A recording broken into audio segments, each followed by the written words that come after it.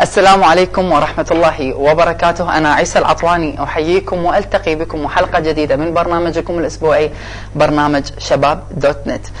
بالبداية أحب أن أهني رسول الله وآله بيته، وأحب أن أهني الإمام الحجة المنتظر سلام الله عليه عجل الله فرجه الشريف بمناسبة ولادة الأئمة الأطهار في شعبان الخير والبركة. حلقة هذا اليوم سوف تكون حول برلمان الشباب، ما له وما عليه. راح نتطرق أنا وياكم وضيوفي الأعزاء، لأن حلقة اليوم راح تكون شوية مختلفة.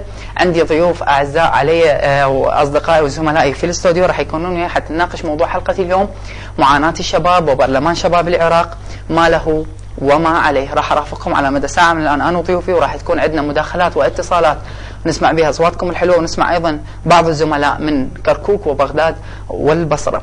أحب أن أرحب أنا وياكم بضيوفي هذا اليوم بالاستوديو، الأستاذ المهندس محمد زقم، عضو برلمان شباب العراق، منسق برلمان شباب بابل. أهلا وسهلا بك. أهلا وسهلا بك أستاذ عيسى، شرفتنا ونورتنا. أنتم النور إن شاء الله. الله يحفظك. ومعي أيضا الإعلامي والصحفي زميل العزيز أحمد شبر، عضو برلمان شباب العراق، ناشط شبابي عراقي معروف. حياكم الله زميلي عيسى، وأحيي المشاهدين وكادر تلفزيون الفراتين بمناسبة ولادة الأئمة الأطمار عليهم أفضل الصلاة والسلام. يجب أن نستلهم من خطوات وشباب الإمام علي الأكبر عليه السلام في تنشيط الوضع الاقتصادي والسياسي والاجتماعي على كل المجالات إن شاء الله. أهلا وسهلا بك، بارك الله بكم. إن شاء الله حلقتنا اليوم مختلفة وراح تكون بها طعم خاص بوجودكم ويانا إن شاء الله. احنا هاي الحلقة الأولى الحقيقة اللي نستضيف بها ضيوفي برنامج شباب دوت نت. الفكرة كانت لمناقشة وضع الشباب العراقي الموجود، يعني اللي نقدر نحدد اليوم بعد ما نناقشكم ونشوف وضع الشباب العراقي شلونه بالعراق. جت الفكره وطرحتها على زملائي بالتلفزيون الفراتين، وكانت كان اكو ترحيب بها بوجود الشباب الخيرين اللي مثلك ان شاء الله، مثل الاخوه اللي بالكادر ان شاء الله. المستقبل عندنا امل قوي. الله يحفظك استاذ محمد زقم. برلمان الشباب العراقي بعد ما عانى الشباب العراقي من التهميش في يعني اكثر من يعني تهميش على كل الأصعدة والجوانب، جاء في 12 آب في اليوم العالمي للشباب تأسيس برلمان الشباب العراقي. برلمان شباب العراق ما له وما عليه راح نناقش اليوم. راح نسمع من أستاذ محمد زقم، المهندس محمد زقم، نبذة مختصرة عن برلمان شباب العراق لا سيما وهو منسق برلمان شباب بابل. حدثنا أستاذ محمد زقم عن برلمان شباب العراق. برلمان شباب العراق طبعا هو فكرة نشأت قبل حوالي 4 أو 5 سنوات بحسب الشباب اللي مهتمين بالموضوع والناس الخيرين اللي سعوا من أجل تحقيق هذه الفكرة وتجسيدها على أرض الواقع، ليشهد عام 2009 عملية ولادة هذا البرلمان من خلال توزيع الاستمارات للشباب عن طريق منتديات الشباب المنتشرة في كافة الوحدات الإدارية للعراق. حقيقة كان يعني خلينا نخص بالذكر محافظة بابل 1100 استمارة ملئت في كل منتديات الشباب اللي موجودة في كل وحدات الإدارية في المحافظة. 1100 استمارة طبعا بقية المحافظات حدث هذا الحذو نفسه، ذهبت إلى الوزارة، وكان هناك لجنة خاصة مشكلة من مجموعة من المدراء العامين وبرئاسة الهيئة العليا المشرفة على تشكيل برلمان الشباب، وكان السيد وزير الشباب والرياضة جاسم محمد جعفر، مهندس جاسم محمد جعفر، تحياتنا إليه. حقيقة يعني كان العدد اللي مطلوب لكل محافظة بقدر نصف عدد أعضاء مجلس محافظة. بعد الزيادة السكانية الآن أصبح احنا كنا 15 عضو برلمان شباب بابل، أصبحنا 16 بسبب الزيادة السكانية ل 6%، فأصبحنا بالضبط بقدر عدد أعضاء مجلس النواب ممثلين محافظة. هنا 1100 استمارة فرزت، وبعد التحقق يعني من قبل اللجنة المعدة لهذا الغرض تم انتقاء 15 شاب خلال عام 2009 بالضبط، صيف عام 2009.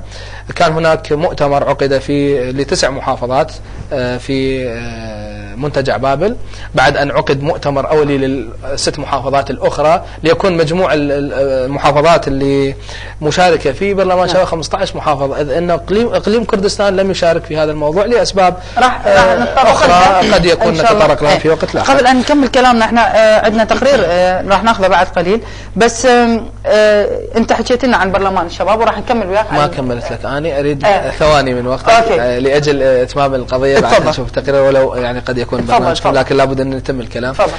بعد هذا المؤتمر اللي كان في منتجع بابل، نعم. ذهبنا إلى بغداد ليكون هناك المؤتمر التأسيسي لبرلمان الشباب. كان حقيقة بحضور ومباركة من قبل السيد رئيس الوزراء وحضور سياسي واضح في حينها. بعدها أعلن حقيقة في يوم 12/8/2009 عن تشكيل برلمان شباب العراق. الخطوة اللي بعد هذا الأمر احنا أصبحنا الدورة الانتقالية لبرلمان شباب العراق، اللي كان المفروض يعني يكون عندنا أمد هو عمره سنتين. السنتين هذه طولت بسبب ظروف الانتخابات واللي مرينا بها، بحيث ما قدرنا خلينا نقول نخطو الخطوة القادمة اللي تمكننا من عملية الانتخابات. خلال هذه الفترة كانت مهمتنا الرئيسية هو كتابة القانون وتشريعه، متابعة تشريعه من قبل مجلس النواب ليكون برلمان شباب مؤسسة رسمية. احنا كتبنا القانون، والقانون يعني حقيقة هسه حاليا الكرة في ملعب الوزارة، يفترض انه احنا نتابع معاها. ممكن نكمل كلامنا بعدين، احنا وصلنا للمرحله هذه. خلال هذه الفتره بالاضافه لهذا الموضوع اجرينا عده انشطه، ممكن ان شاء الله نتطرق الانشطه بعد ما نشوف هذا البرلمان، برلمان شباب العراق اللي حكيت لنا عليه ووصلتنا فكره واضحه من حضرتك، وايضا احنا عندنا معلومات اوليه عنه. خل نرجع نحكي عن البرلمان وما هو دور البرلمان واللي سويته خلال هذه الفتره من 2009 لحد الان. بس خل اخذ راي زميلنا واخونا احمد شبر. استاذ احمد، انت ناقشت يعني ناشط شبابي مهم في العراق، يمكن تعتبر من اهم الناشطين الشبابيين في العراق، واللي شاركت في معظم واغلب المؤتمرات اللي اقيمت بالعراق او حتى خارج العراق. مثل ما حكى استاذ محمد عن البرلمان، واللي انت سمعت شنو هو البرلمان، واحنا انا وياك يمكن اشد الناس اللي عارفين بالبرلمان. شنو رايك في برلمان الشباب؟ حقيقة زميلي عيسى في الموضوع، أنا متابع الموضوع من بدأه. نعم. رغم أن انضمامي إلى برلمان شباب العراق لم يستغرق الأشهر القليلة يعني الماضية ال4 أشهر. أنا كنت متابع لكوني ناشط شبابي ولدي برامج خاصة من خلال الإعلام في موضوع الشباب ودعم الشباب، ويعرف الزميل محمد في هذا الموضوع كثيرا. برلمان الشباب العراقي أنا أعتبره خطوة خجولة جدا. هذا الخجل اللي اجى هو من الحكومة العراقية بحد ذاتها. نعم. ليش؟ قبل الأحداث اللي جرت في الوطن العربي، بعيدا عن هذا الموضوع، هناك كان لابد وضرورة بأن يكون للشباب العراقي موقف، وخاصة في العراق الجديد كون كل شيء تغير، لم يبقى على حاله. ذهب زمن الدكتاتورية والظلم والكلمة الواحدة والكرسي الواحد. نعم.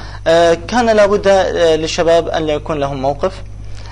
أنا بتصوري هناك كانت ضرورة ملحة على الحكومة العراقية أن تخطو هذه الخطوة رغم خجلها رغم ضعفها، لكن هم خطوا بهذه الخطوة لكنها متعثرة. نعم. اليوم السنة الثالثة دخلنا في برلمان شباب العراق، خطوة متعثرة ما زالت، لم يقرر القانون. شنو هي التعثرات اللي بهاي الخطوة؟ حقيقة أنا ذكرت لك يعني أصبحت ضرورة الشاب العراقي أن يشارك. نسبة الشباب في العراق ليس رسميا لكن فاقت 50%، وصلت إلى 60%. إذن هذا العدد هائل. هذا الكم من الشباب وهذه الرؤى، وبعد التطورات الأخيرة في الوطن العربي حركت الفكر الشباب العراقي. إذن بدأ ينظر إلى بعيد. إذا كان ينظر في الماضي إلى متر أو مترين، اليوم ينظر إلى مئات الأميال. نعم. يود أن يشارك سياسيا. نعم. يود أن يشارك في إعمار العراق. نعم. يود أن يطور الاقتصاد العراقي. هنا بدأ التعثر. هنا بدأ الموقف العراقي، موقف الحكومة العراقية يكون خجولا، لا يريد أن يدعم. ألا يكون هذا الأمر نقمة عليه في المستقبل، وفي تفاصيل إن شاء الله خلال البرنامج نتحدث فيها. احنا حكينا انا وياك والمهندس محمد زقم حول البرلمان. انا بصراحه احنا تعرفون برنامجنا هو يعتمد على مشاركات الاصدقاء بالفيسبوك حول جروب برنامج شباب دوت نت بالفيسبوك. من طرحت انا موضوع برلمان الشباب لهذا الاسبوع، كل التساؤلات اللي جتني وكل المشاركات هي ماذا يعني برلمان شباب العراق؟ للاسف برلمان شباب العراق او شباب العراق ما عندهم علم او درايه بما هو اصلا برلمان شباب العراق، بسبب ضعف الجانب الاعلامي، ضعف الجانب التثقيفي من قبل برلمان شباب العراق ووزاره الشباب للشباب العراقيين.